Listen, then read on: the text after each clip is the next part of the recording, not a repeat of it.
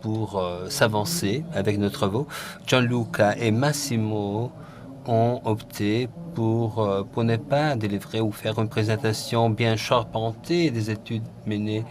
Donc, on parlera plutôt d'une synthèse. Et Volker va donner donc un résumé de deux autres thèmes, les cas d'entreprise et les interviews. Donc, Volker va nous présenter la recherche et ses conclusions d'après les questionnaires qui ont été donc, dirais-je, remplis par vous-même pour tirer des conclusions. 45 minutes. Et d'après notre programme, nous n'avons pas marqué un débat, mais je pense qu'il y aura donc un débat sur ce thème tout à fait important. Donc, un débat est tout à fait souhaitable pour avoir donc une discussion tout à fait agréable. Vous avez même donc un micro-baladeur pour les gens qui veulent intervenir, prendre la parole de la salle. Et donc, je vais passer immédiatement la parole à Gianluca, après Massimo, et finalement Volker, qui est donc notre représentant scientifique et les grands savants, qui va tirer les conclusions des travaux menés jusqu'à présent. Bonjour à tout le monde. Gianluca Iacoangelo, donc peut-être vous avez déjà lu, dirais-je, mes communications écrites par rapport à cette conférence. Je vous ai un peu stressé avec mes courriels. Et donc, dans cette phase de nos travaux, donc, je me trouve, comme Gabriel vient de nous dire, je me trouve donc en face à une tâche à remplir, nos considérations et même les résultats. Nos impressions grâce à l'étude de 9 cas d'espèces de multinationales avec lesquelles on a bien travaillé. Donc, avant tout, je voudrais donc briser la glace. Je voudrais vous dire que quand le projet MEMI a été conçu par Philcam en général, ça va sans dire, on s'est basé sur des facteurs tirés par des expériences tout à fait, pas tellement, dirais-je, pratiques. Et donc, nous avons pensé que cela pouvait être une bonne idée à développer ultérieurement pour la partager avec les partenaires affiliés. Nous avions déjà des éléments. Donc, Gabriel, elle a dit déjà, donc les éléments qui sont nécessaires pour démontrer des facteurs. Donc, les éléments doivent être tout à fait riches. Et donc, nous avons tâché d'introduire cette recherche avec des cas d'espèces pour trouver confirmation à nos impressions. En fait, ce que nous avons bien constaté, on a fait des constats même grâce au soutien à l'aide de partenaires du projet pendant même les ateliers dans les 4 coins d'Europe. Donc, avec le projet MEMI, donc MEMIA, donc voilà donc des éléments qui nous ont même confirmé donc les thèses qui étaient à la base de ce projet MEMIA. Donc, c'est bien concentré sur 9 entreprises multinationales. Je vais lire la liste: Bosch, Carlens Vagoli, Compass Group, Cremonini, Decathlon, HP, IKEA, Perkinerme et Puma. Voilà donc les 9 entreprises multinationales. Ce sont des entreprises tout à fait hétérogènes avec des aptitudes, même en ce qui concerne justement les produits qui sont réalisés. Donc, Gabriel l'a dit, ce sont des entreprises avec la coparticipation de différentes fédérations européennes et de syndicats. Et dans les secteurs, dirais-je, en Europe, nous avons même plus qu'une fédération pour représenter ces entreprises. Et vous avez même d'autres éléments, même dans les pays individuels dont ces entreprises opèrent. Vous avez également la présence de plusieurs fédérations syndicales qui s'occupent de relations industrielles avec ces entreprises. Et donc les choses sont même plus compliquées que prévu. Donc le concept à la base est du projet MEMIA. Tout cela a été même, dirais-je, étudié avec ce mécanisme de questionnaire, avec des témoins tout à fait privilégiés par M. Volker. Donc, tout cela a été le résultat de recherche. Nous avons des mots-clés, des phrases clés que nous pouvons utiliser pour vous faire comprendre mieux la situation que nous avons tâché de mieux représenter avec les résultats du projet. Les délégués et les personnes interpellées appartenant à ces entreprises, appartenant même à d'autres entreprises pendant les ateliers du projet, eh bien, ces gens ont mis en exergue plus ou moins de thèmes spécifiques tout à fait clairs, concrets. Surtout pour la formation professionnelle et pour la formation de CE, il y a donc un problème en ce qui est le temps. Donc, le calendrier Mais avant tout, donc, la première plainte est due justement au temps nécessaire pour mettre sur pied le comité d'entreprise européen. D'autres phrases clés, d'autres mots-clés, un concept tout à fait fondamental, c'est la difficulté d'avoir une bonne coordination. Les délégués du CE et les fédérations ont donc dit qu'il y a un problème, même apparu ce matin pendant le comité de pilotage de ce projet. Donc nous avons un problème substantiel quand nous avons le besoin de mettre sur pied ou établir un comité d'entreprise européen. Il y a un problème de réseau. Donc, on n'arrive pas à communiquer, à parler les uns avec les autres. Très souvent, donc, il y a, dirais-je, un manque de connaissances des interlocuteurs impliqués. Ceci concerne les fédérations syndicales. Et pour cela, il faut donc une approche, même une organisation tout à fait différente. Donc, ces difficultés dépendent d'autres facteurs, comme je viens de vous dire. Vous avez des difficultés culturelles, d'approche et d'autres différences, même à l'époque de l'approche prise par le syndicat. Donc, on a mis en exergue un autre concept tout à fait important, celui concernant donc le manque de préparation du personnel, des effectifs, même du groupe. Donc, le groupe qui a été sélectionné n'est pas à mesure de mieux saisir ces infos ressortissantes des entreprises. Donc, ils doivent respecter donc ces conditions qui ont été requises. Et parfois, le comité formé n'a pas, dirais-je, les outils nécessaires culturels pour agir à son aise et pour mieux comprendre le genre de formations qui sont reçues. Donc, si le message n'est pas bien compris, il sera très difficile d'y travailler. En plus, nous avons un autre problème qui a été affronté par la dernière version de la directive 38 de 2009 concernant l'établissement des CE. Voilà donc les problèmes dus au rapport avec les experts prévus par la directive qui peuvent donc soutenir même les CE. Très souvent, bien volontiers, on a donc souligné cette difficulté.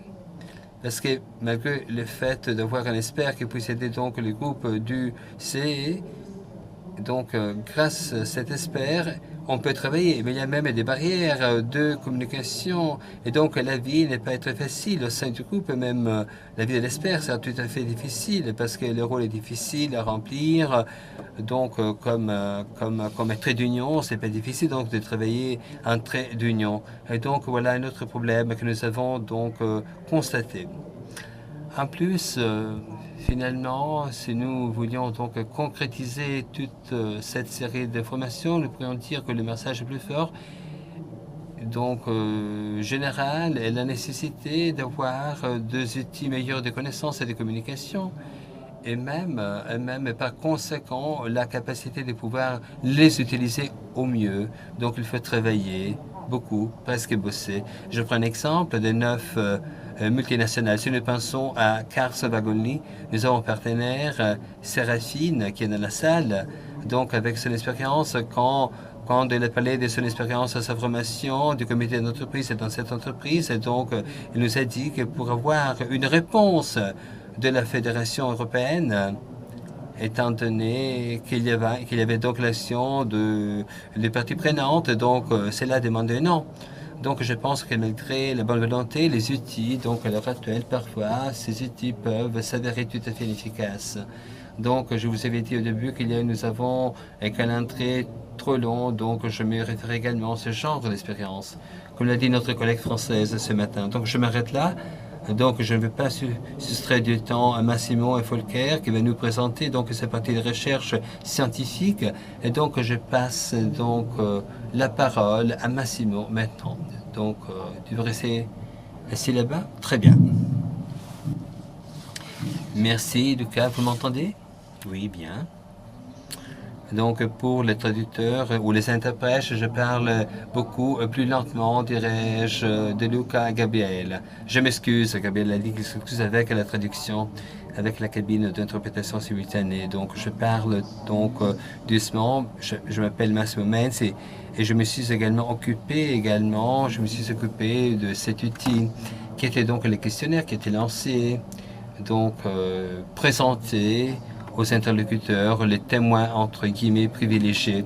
À la différence du questionnaire de Volcker, qui est dans le bassin de la recherche quantitative. Donc cette interview a été donc une interview avec, comme dirais-je, pas une enquête qualitative. C'était une interview avec des questions ouvertes, présentées à beaucoup d'interlocuteurs qui avaient affaire avec le monde de relations industrielles, un syndicat. Donc un syndicat, donc des gens qui étaient des fonctionnaires syndicaux nationaux, par exemple, qui sont occupés au sein de fédérations européennes et internationales, et d'autres encore qui avaient les rôles d'experts ou bien d'académiciens. Donc, dirais-je, une situation tout à fait hétérogène. Et finalement, on a trouvé même des points de contact avec le même fil rouge, c'est-à-dire un seul ou beaucoup d'éléments tout à fait communs. Donc la valeur ajoutée a été tout à fait très élevée. Cette valeur ajoutée, tous sont partis, un observateur différent. Et finalement, tout le monde finalement a bien partagé, dirais-je, la même situation, les mêmes bassins de problèmes, les mêmes propositions et même des encouragements pour trouver des solutions tout à fait possibles. Voilà, 8 questions. La première, c'était donc la biographie par rapport, dirais-je, aux différents sujets qui ont été interviewés. Et après quoi, donc, on a demandé également aux interviewés l'approche qui avait été prise avec le monde de multinationales, donc les expériences qui avaient été vécues en ce qui concerne cette réalité multisectorielle dont Mumia a brossé la toile. Donc avec une certaine importance, et nous avons donc constaté une vision, je voudrais c'est la vision des patrons, la direction, l'entreprise, les patrons à la table de la négociation collective avec les syndicats. Et donc, la direction est la seule. Seulement un patron, nous sommes beaucoup, très charmants, très beaux, et nous sommes tout à fait très différents. Voilà donc, dirais-je, une faiblesse par rapport, dirais-je, à la force de la direction. Donc, c'est un label, le syndrome de nationalisme syndical. Tandis qu'il faudrait donc affronter tout cela avec une approche différente, ou dirais-je, avec une approche tout à fait d'une grande envergure européenne. Et donc, les éléments critiques constatés pendant cette occasion. Deuxième question, liste avait été dressée avec les asymétries d'information entre le monde syndical, la direction, les niveaux de syndicalisation faibles, le manque de contact avec camarades d'autres pays, le manque de structures d'infos, les gens n'étaient pas motivés, le manque d'experts, de savants, donc la carence de fédérations syndicales européennes ou globales. Voilà, tous les témoins ont bien partagé cette liste qui avait été dressée. Et donc dans le premier rang, vous avez le problème de langue, pas uniquement pour des rapports qui se sont déroulés au niveau des négociations, mais les langues qui vous permettent d'entrer en contact avec les autres collègues et confrères au-delà des négociations syndicales. Donc les témoins extérieurs, Gesualdi, qui a délivré, dirais-je, ses salutations de bienvenue, a même mis en exergue un point que l'on peut partager aussi. Donc, le constat de la part de syndicats du manque. Donc, il n'y a pas de changement. Un manque de changement. La société est en train de changer d'une façon tout à fait folle. Vous, les syndicalistes, la bonne réflexion à poser est la suivante. Vous êtes un peu comme la momie, ralentie. Il faut considérer la possibilité de lancer des alliances au sein de syndicats, même en dépassant, dirais-je, les frontières ou l'étiquette de société civile. Il faut donc trouver de nouvelles alliances au-delà du périmètre uniquement syndical. Question suivante, quels sont les éléments de succès? Est-ce que vous avez de bonnes pratiques? Toujours la même réponse au niveau homogène. Donc nous avons de bonnes pratiques, très peu, mais effectivement ce sont de bonnes pratiques. Donc des choses à suivre, de bonnes pratiques. Donc il est possible de les généraliser. Est-il possible de le généraliser? La réponse n'a pas été tout à fait claire, un peu tordue, mais ces bonnes pratiques sont possibles avec tous les facteurs qui ont été soulignés par Gabriel et Gianluca. Si nous avons une syndicalisation préexistante, alors tant mieux. Au niveau transnational, donc cette collaboration sera aussi possible par la suite. Donc, question suivante, par rapport à ces expériences, est-ce qu'il y a eu des points critiques ou des conditions d'une certaine uniformité dans le processus de négociation? Encore une fois, une réflexion tout à fait intéressante que nous avons partagée même ce matin, en ce qui concerne le comité de pilotage, c'est-à-dire deux différentes visions du CE. La première vision du CE, donc c'est la ratio donc, de la directive et donc un organisme de consultation formation des travailleurs et travailleuses. Voilà donc l'intention du législateur au niveau de l'Union. Et une deuxième vision comme une partie prenante au niveau des négociations. Partie prenante au niveau des négociations. Pas considérée au sens strict du terme. Donc on peut élargir cette négociation, bien aller au-delà, dirais-je, du secteur soft, c'est-à-dire formation. Formation, pas uniquement pour répondre aux besoins de la préparation en langue, les membres du C, mais une formation qui a été conçue au niveau transnational, pas uniquement d'un pays pour les autres, bénéfices des autres, mais qui a été donc, dirais-je, conçue en commun, planifié en commun, information, un élément, dirais-je, d'identité, pour avoir des liens très forts, pour arriver à une identité, dirais-je, identique et tout à fait propre et différente. Encore une fois, la communication, qui est donc un élément très important au sein de ces processus, et même la possibilité d'établir de lignes maîtresses, information transparente et même immédiate, qui est aussi l'info la plus efficace. Donc, toujours entre guillemets, donc info qui peut donc soustraire donc au patron la possibilité de détourner donc les choses et donc de manipuler la chose. Et après, le réseau d'organisations syndicales internationales et ces réseaux et ces organisations, quel sera son rôle? Et encore une fois, donc vous avez donc la même réponse, certainement oui. Donc nous pouvons donc considérer même des mots-clés, toujours le même mot-clé que nous avons répété dans le cadre justement de nos activités pour l'UNIA, Alliance des syndicats, réseau, donc entre différentes catégories, internationalisation, européisation.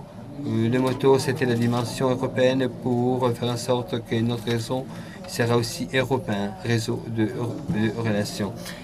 Question suivante, l'importance, s'il y avait donc une valeur de la formation, même de bonnes pratiques, toujours, dirais-je, des réponses tout à fait univoques, certainement oui, mais toujours il faut prendre en considération la formation dans l'autre sens. Donc, formation pour arriver à une forte identité, pour arriver à une bonne, dirais-je, conception du C et une formation tout à fait transnationale, d'une façon tout à fait transnationale. La dernière question était consacrée à la culture syndicale européenne. Vous avez donc des tests qui parlent justement de relations industrielles comparées de notre monde. Donc vous avez ces tests à consulter et donc ces termes culture européenne est toujours récurrent. Donc elle est là, elle n'est pas là. Et donc un point politique tout à fait important à considérer est justement celui-là. Donc la culture européenne syndicale, voilà notre but à atteindre. Notre dirais-je, arrivée. Donc, c'est pas le départ, c'est notre arrivée. Mais il y a toujours quelque chose avant, et toujours un contexte national qui a gamme de causes. Et donc, la politique internationale est toujours un peu reculée quand nous savons que les nouvelles frontières du syndicat donc notre activité et notre activité internationale et donc l'activité européenne. Donc deux questions toujours en suspens, deux questions ouvertes. Donc ce sont deux réflexions. Il faut investir dans les jeunes, dans le monde des syndicats, donc laisser un élément pour renforcer même la solidarité et négociation de conventions transnationales pour arriver à mettre ensemble des éléments communs pour faire place nette de différences. Il faut passer justement à deux propositions en partant de ces incertitudes avec, dirais-je, une approche tout à fait pragmatique de nous-mêmes en syndicalistes et tout à fait nouveau. Merci, Massimo. Donc, les interprètes vont te remercier. Donc tu n'as pas bu. Et donc, le temps s'extrait beaucoup de temps. Donc, il va passer maintenant la parole à Volker pour sa présentation. Oui, donc, dois-je continuer ou tu veux parler toi-même? Tu fais comme tu veux, d'accord? Donc, c'est un travail comme ça. Les deux. Bonsoir à tout le monde. Et encore une fois, donc, je m'appelle Fogatel et je travaille en Émilie-Romagne, à l'IRES. Donc, je m'occupe de relations industrielles et en particulier, je m'occupe également de tous les côtés ayant trait à l'europisation de ces relations industrielles. Et donc, j'étais même impliqué dans ces projets et je me suis également occupé de la recherche au sein de ces projets. Et la recherche était surtout pour la mise au point d'un nouveau questionnaire et pour dirais-je, distribuer la distribution de ces questionnaires et pour arriver, dirais-je, à mieux lire les données. Donc 50 questionnaires ont été donc rendus, 50 qui ont été donc remplis pendant le 5 ateliers qui ont été organisés dans le cadre de ces projets. En moyenne, donc, 10 questionnaires qui ont été donc rendus à chaque atelier. Enfin, c'est pas tellement exceptionnel, mais je pense que sur la base de ce thème, nous sommes tout à fait satisfaits. Donc, même dès le début, on n'avait pas prévu d'avoir donc beaucoup de questionnaires complètement remplis et rendus. On n'était pas déçus. Pas tellement content non plus. Donc, nous avons distribué justement ces questionnaires uniquement des délégués qui travaillaient dirais-je, des groupes comme ça, multisectoriels, un groupe tout à fait multisectoriel.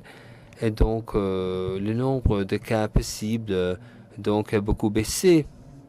Dans le cadre de ce questionnaire, nous avons aussi tâché d'analyser les problèmes et même les obstacles dus ou liés au caractère multisectoriel. En ce qui concerne donc l'établissement de ces, en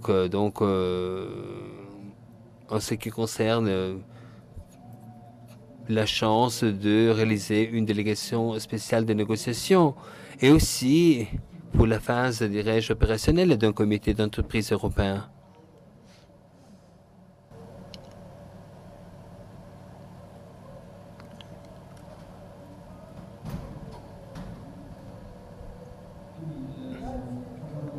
Donc, nous avons pris 50 questionnaires et donc je dois avouer carrément, en ce qui concerne les questionnaires rendus, nous devons même distinguer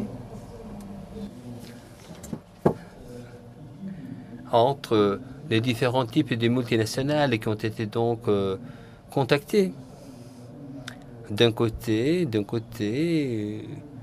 c'était des groupes là où il y avait déjà, où il n'y avait pas encore un C, et d'autre part, de sociétés là où il y avait déjà un comité d'entreprise européen. Et en plus, il faut donc distinguer également entre les comités d'entreprise européens, parce qu'il y avait même des cas d'espèce, par exemple, là où cette convention devait être renouvelée, et d'autres cas encore, là où il y avait donc besoin d'un certain renouvellement de la convention qui avait permis donc d'avoir donc laissé du justement changement de la structure de cette multinationale. Et donc, étant donné que nous voulions analyser les obstacles, donc l'hypothèse du début était la suivante en ce qui concerne les obstacles. Finalement, il y avait trois types d'obstacles. Deux types dus à des problèmes tout à fait objectifs. Donc, les premiers problèmes concernaient justement même la cueillette des données, dirais-je. En ce qui concerne donc la structure des groupes concernés, multisectoriels et multinationaux, une opération même très complexe. Et même l'autre problème tout à fait clair, évident, c'était celui d'identifier, de décerner toutes les structures syndicales qui sont tout à fait opérationnelles dans les différents établissements qui appartiennent à ces groupes multisectoriels. Au-delà de ces problèmes tout à fait objectifs, il y avait également d'autres problèmes. Au moins, on pouvait même formuler cette hypothèse d'avoir des problèmes qui étaient dus des problèmes aux actions des parties prenantes dans ces processus. À ces actions de ces parties prenantes, l'une des entraves les plus importantes, et ça c'est clair, donc ça va sans dire, donc l'une de ces entraves était justement l'aptitude de la direction. Donc nous avions des questions dues justement à cette hypothèse que l'on avait donc formulée. Et en plus, il y a eu même une certaine résistance de la part de la direction qui était donc considérée telle qu'elle et parfois donc même soutenue. Et vous avez même d'autres idées, des problèmes, que sais-je, dus au rapport entre les représentants de la société, de l'entreprise, et les syndicats de l'autre côté, les syndicalistes qui représentent les travailleurs, les employés. Donc on peut penser à de nombreux problèmes, les différents syndicats justement industriels, étant donné que nous parlons du caractère multisectoriel. On pourrait même penser à des problèmes, je ne sais pas, dus à d'autres raisons entre différents syndicats ressortissants de différentes confédérations. On pourrait même penser, que sais-je, à d'autres problèmes entre les structures de représentation au niveau d'entreprise et les syndicats, aux structures syndicales. Et en plus, on pourrait même penser à d'autres problèmes, même à des frictions, des tiraillements entre les niveaux européens, les niveaux nationaux et les niveaux locaux, des frictions, des tiraillements aussi. Donc les questions dont les questionnaires étaient surtout des questions qui étaient justement axées sur ce possible constat ou problème. Après, nous voyons les détails. On a bien confirmé cette hypothèse pour les questionnaires rendus. Donc, on a fait tout ça pendant ces 5 ateliers, donc en France, en Turquie, Belgique, France, Italie. Donc, comme vous pouvez le voir, la moitié de ces questionnaires est d'Italie et l'autre moitié donc va être distribuée sur les quatre autres pays. À ce qui concerne la fonction, ceux qui ont rempli le questionnaire, donc pour ces questionnaires remplis, donc nous voyons, ce sont des gens qui appartiennent justement aux structures de représentation au niveau de l'entreprise, donc les représentants tout à fait officiels de l'entreprise et de la société, qui est tout à fait normal. En ce qui concerne les autres 3 types de répondants, donc vous voyez donc des membres de délégations spéciales de négociation, des répondeurs, de membres du comité d'entreprise européen, ces répondeurs, et même de syndicalistes. Donc les 3 derniers types représente un tiers des répondeurs. Donc, un tiers qui a une certaine expérience dans ce domaine au niveau européen. Voilà ce qui est des répondeurs. En plus, il faut dire également qu'il y avait 13 représentants qui étaient déjà membres de structures de coordination nationale. Par la suite, toujours en ce qui est de ce questionnaire, une question, voilà deux questions. Une question tout à fait importante était si au cas de différents sites affiliés de production, s'il y avait donc une certaine coordination au niveau du groupe, au niveau national. Voilà donc la bonne question. Nous avons déjà une bonne réponse. Une première réponse est tout à fait importante, malheureusement pas positive, parce que pour la moitié des cas, cette coordination n'existait pas au niveau national, tandis que dans l'autre moitié, disait qu'il y avait cette coordination, mais c'était une coordination tout à fait, dirais-je, coordination avec une certaine, dirais-je, pluralisme syndical. Et donc, c'est une chose tout à fait positive. Et donc, cette coordination était unitaire. Mais pour la minorité, c'était la coordination faite par un seul syndicat et pas avec, dirais-je, une présence, dirais-je, de nombreux syndicats. Et pas de coordination nationale parfois. Et il y avait une coordination nationale seulement en 5 cas. Il y avait une coordination nationale et même entre les différents secteurs, donc 5 cas uniquement. Voilà donc des choses qui devraient nous faire réfléchir à ces données. Donc voilà donc une sonnette d'alerte. Et donc ici, nous voyons l'urgence d'investir en ce qui concerne ces choses. Concernant la coordination intersectorielle qui prévoit donc l'implication de tous les syndicats de catégorie donc, qui sont justement impliqués au niveau de relations industrielles de ces groupes. Et par la suite, nous avons une autre question concernant justement si il y avait des alliances au niveau national entre le représentant des employés et la direction centrale. Voilà donc la question suivante. Qui serait aussi représenté un obstacle, par exemple, dans la phase de constitution d'un comité d'entreprise européen? Parce que, comme tout le monde sait, souvent, pas tous les représentants des travailleurs dans les pays où il y a la maison mère sont intéressés à la création d'un comité d'entreprise européen parce qu'ils peuvent craindre aussi de perdre une partie du contrôle sur les relations industrielles au niveau de l'entreprise. Donc, pour ce qui est des réponses, on peut dire que dans 2 tiers de cas, ce n'était pas ça le cas, la situation. Donc, seulement 1 tiers, nous avons vu ce type de tendance dans cette direction. Donc, 16% des cas, dans 16% du cas, on a une attitude indifférente de la part de ces acteurs nationaux. Donc, il n'y a pas de résistance, même s'il n'y a pas d'aptitude coopérative.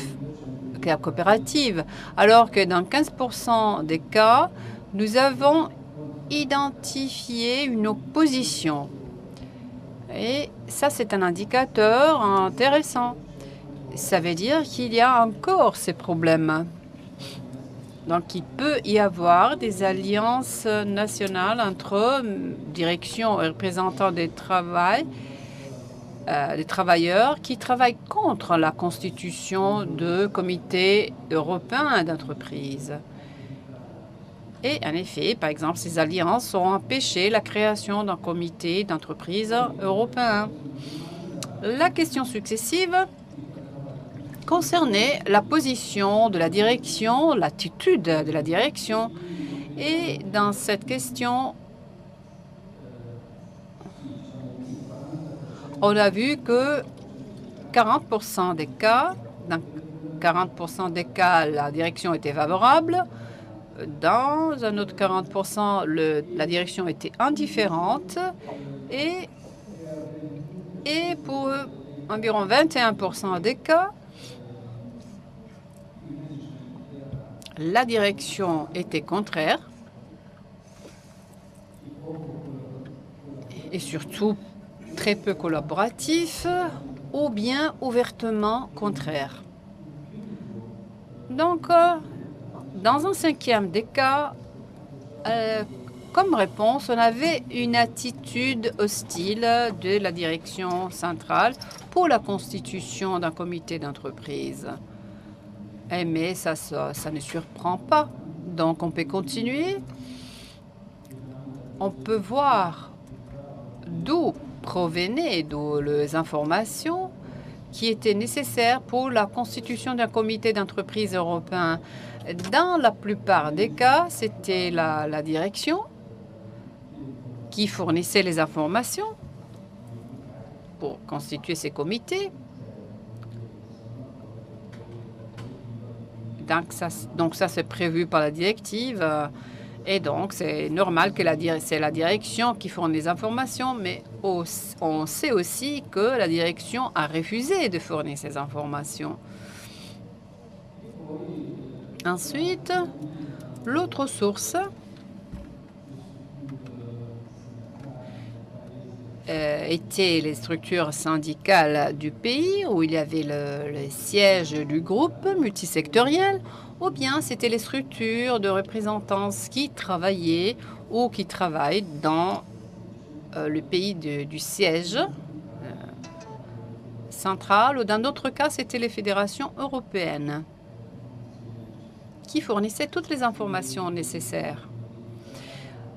Les résultats, comme résultat, on a demandé quelle était la durée du processus de négociation pour la constitution d'un comité d'entreprise. Vous avez vu vous voyez ici qu'il y a des cas où ils ont pu créer un comité d'entreprise en 6 mois, en 6 mois, ou bien dans 2 ans. La plupart ont réussi à constituer un comité d'entreprise européen seulement après 2 ans. C'est-à-dire, ou bien on le fait immédiatement, ou bien on peut créer un comité d'entreprise immédiatement, ou bien on n'arrive pas à le faire. Ça doit prendre du temps. Une autre question très importante concernait la syndicalisation de membres de la négociation, de groupes de négociation, de spécialisation.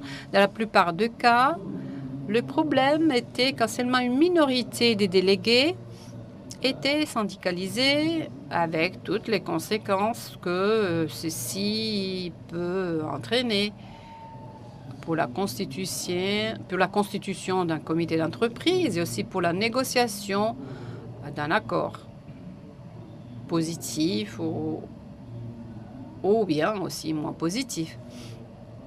On peut continuer. Alors, pour ce qui est de la présence des syndicalistes, vous voyez les résultats assez positifs.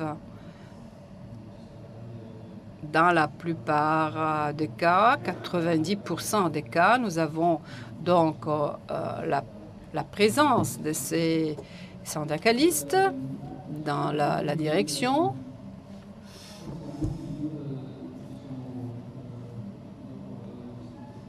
Après avoir vu ces résultats, donc, nous pouvons affirmer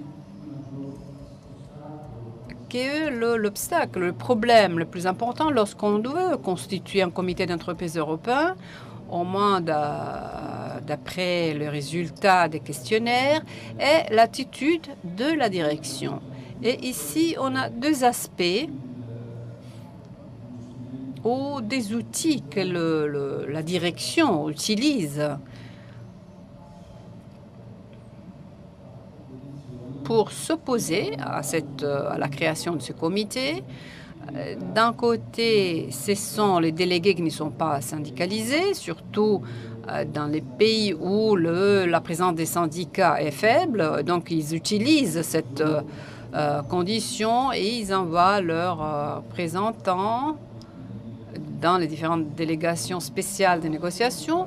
Mais il y a aussi d'autres cas où il y a une véritable pression sur certains syndicats, quand on parle de type de syndicat dans 5 pays. Donc, il est clair que dans ces cas-là, la direction trouve des syndicats qui sont plus confortablement confortables d'une certaine manière. C'est-à-dire, il y a la direction essayait d'éviter la participation de syndicats qui étaient plus décidés, plus forts, qui appartenaient donc le membre qui appartenait à certains syndicats. Comme je disais au début, nous avons aussi fait d'autres hypothèses. On pensait par exemple aussi la présence aussi des facteurs à l'intérieur du monde du travail et de leurs représentants, des structures de représentation, pouvaient être une cause de non-constitution des délégations spéciales de négociation. Mais il faut dire que cette hypothèse, au moins d'après les résultats des questionnaires, n'a pas été confirmée en aucun cas. Donc, on n'a pas eu, par exemple, qu'il y avait des problèmes entre les différents syndicats des catégories, ou bien entre les syndicats qui appartenaient à des confédérations différentes, ou bien à différents niveaux, ou bien entre les différents pays. Donc ça, c'est une donnée positive, au moins de la part des travailleurs et de leur structure de représentation. On n'a pas signalé de problèmes particuliers.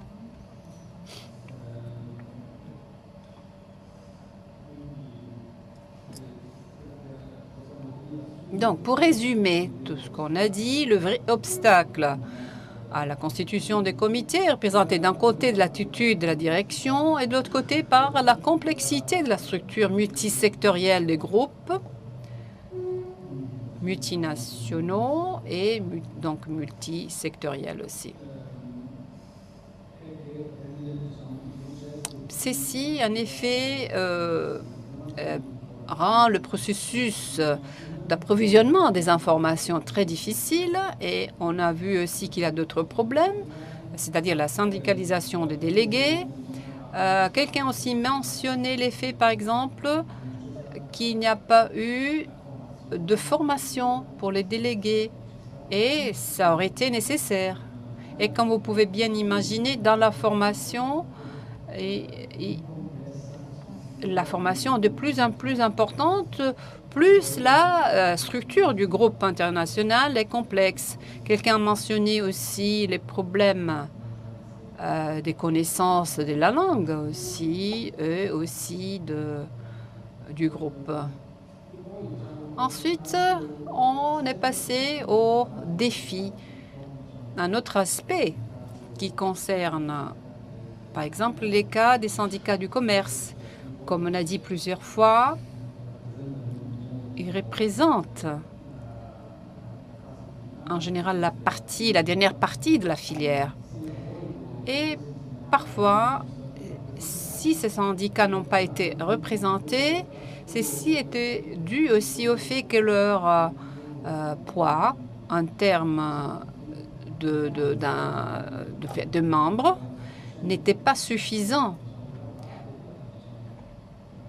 Parce que cette part était trop petite, donc lorsqu'on devait créer un comité, leur poids n'était pas suffisant pour être suffisamment représenté dans la DSN. Donc, même si même ça représente un problème, on devrait nous poser des questions sur les solutions possibles pour surmonter ces types de difficultés. Et je parlerai tout à l'heure de ce problème, cet aspect pour ce qui est des défis. qu'est-ce qu'il faut faire? Je crois que le défi principal est de créer au début du processus de constitution d'un comité d'entreprise, il faut faire un mapping, un mappage bien soigné des sites, des structures syndicales qui sont présentes dans les différents sites de production, aux structures. L'autre défi concerne aussi ce qu'on a dit plusieurs fois, les besoins de créer une certaine alliance au niveau européen dès le début afin d'éviter des tensions qui pourraient surgir après. Donc, ensuite, et travailler pour une syndicalisation plus importante des travailleurs et aussi assurer la formation. Et ça, c'est valable surtout pour les délégués qui n'ont pas d'expérience. Alors, quel pourrait être le point de départ pour développer, par exemple, des stratégies pour faire face à ces problèmes? Alors, ce que je vois ici, je vois surtout 3 outils. Les 2 premiers sont liés à la première directive et donc concernent une utilisation meilleure de nouveaux droits qui sont exposés dans la directive 2009-38, c'est-à-dire utiliser ces droits de manière plus efficace, aussi bien pour ce qui est de la délégation spéciale des négociations, donc insister davantage sur l'obligation de la part des entreprises de fournir toutes les informations nécessaires pour pouvoir constituer un ADSN, demander un stage de formation et bien sûr insister sur la présence des syndicats. Alors pour ce qui est du fonctionnement, c'est-à-dire la phase opérationnelle du comité d'entreprise européenne, moi, même ici, je voudrais commencer mais basé sur ce droit qui a été souligné plusieurs fois dans la nouvelle directive 2009-38, c'est-à-dire ces droits, ou plutôt, je dirais, une obligation des différents membres des comités d'entreprise d'informer leurs représentants au niveau national et s'il n'y a pas de représentants au niveau national, d'informer toutes les personnes impliquées.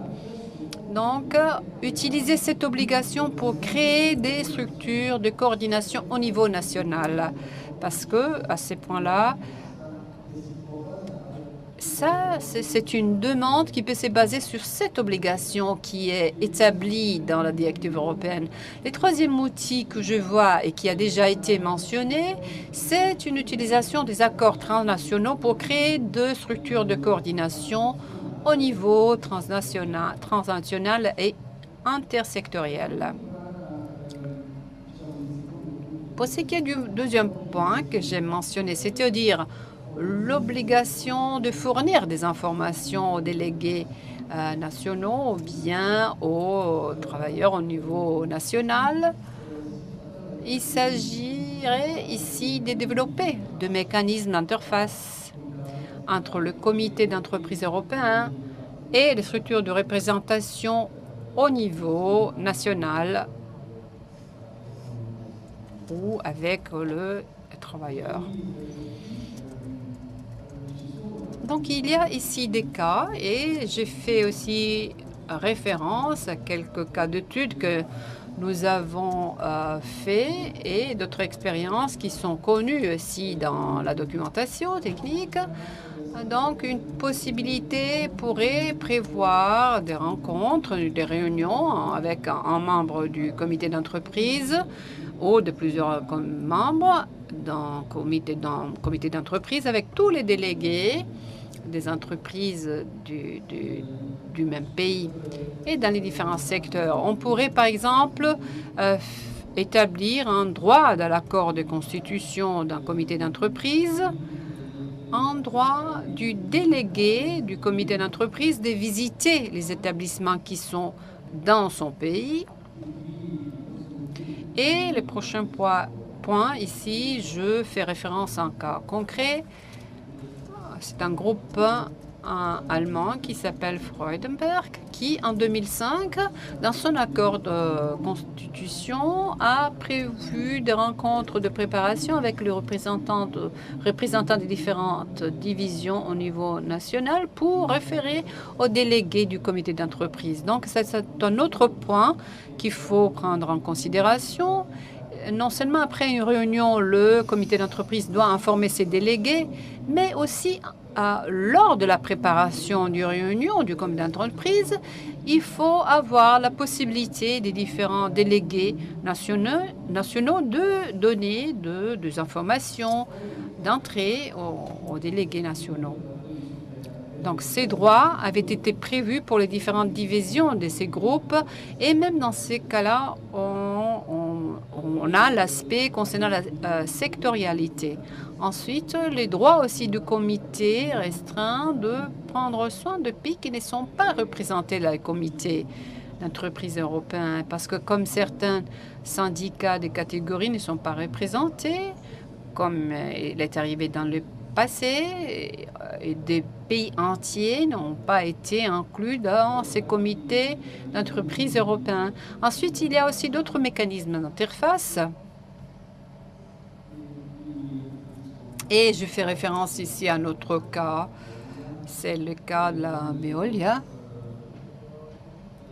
Veolia. Le cas de Veolia. À travers leur accord,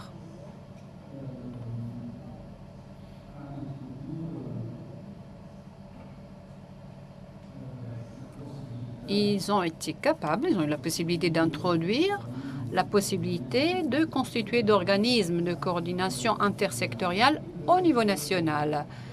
Et cette même expérience, on a cette même expérience dans le cas de Bosch qu'on a pris comme cas d'étude au niveau national. Veolia n'est pas une société allemande, probablement c'est une société française, Veolia. Toujours dans le cas de Bosch, on a toujours la possibilité de constituer des groupes de travail. Dans le cas de Bosch, toujours par division. Et donc, même ici, on a la possibilité de favoriser tout approfondissement au niveau intersectoriel. Ensuite, Bosch prévoit aussi des réunions spécifiques au niveau national entre les différents membres de comités d'entreprise européens, les délégués nationaux, des rencontres spécifiques dans des occasions spécifiques, par exemple, en cas de processus de réorganisation. Donc, c'est un outil qui est utilisé assez fréquemment.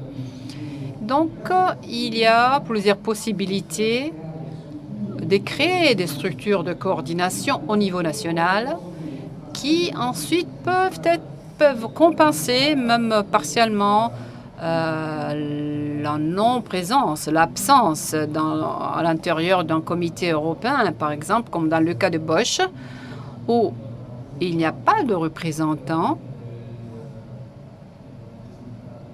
des syndicats du commerce, par exemple. Donc, lorsque ça, c'est une deuxième essai. Lorsqu'on est capable, on ne peut pas être représenté au niveau du comité comité d'entreprise européen, il faut au moins créer des organisations efficaces au niveau national pour compenser ces manques. Donc, on arrive maintenant à un autre outil sur lequel on pourrait travailler, d'après moi, c'est-à-dire les accords de modèle qui sont utilisés ou par les fédérations européennes. Parce que normalement, dans ces accords cadres ou modèles, il n'y a pas de référence aux accords spécifiques de la multisectorialité. Donc, il faut tenir compte aussi, prendre en compte les problèmes qui sont liés à la multisectorialité dans ces accords modèles ou échantillons. Donc, réaliser des mécanismes d'interface entre les comités d'entreprise européens et surtout le représentant, les structures de représentants, des représentations ou des travailleurs au niveau national. Et si on peut réaliser les outils qui sont déjà Appliquer, par exemple, introduire le droit à une coordination intersectorielle et unitaire au niveau national, ou bien en droit de créer des groupes de travail élargis pour les représentants au niveau national. Alors, tout à l'heure, je parlais des 3 instruments. Le troisième instrument est représenté par les accords transnationaux, les conventions transnationales. Et ça aussi, c'est un outil à travers lequel on pourrait développer ultérieurement les possibilités d'interchange au niveau intersectoriel, parce que la négociation elle-même d'un accord global présuppose une coordination aussi bien au niveau européen que national. On sait que lorsqu'on négocie, on a besoin d'avoir un mandat pour négocier. Donc, les structures, les fédérations européennes ont déjà développé des modèles pour constituer cette coordination qui favorise la négociation d'accords transnationaux.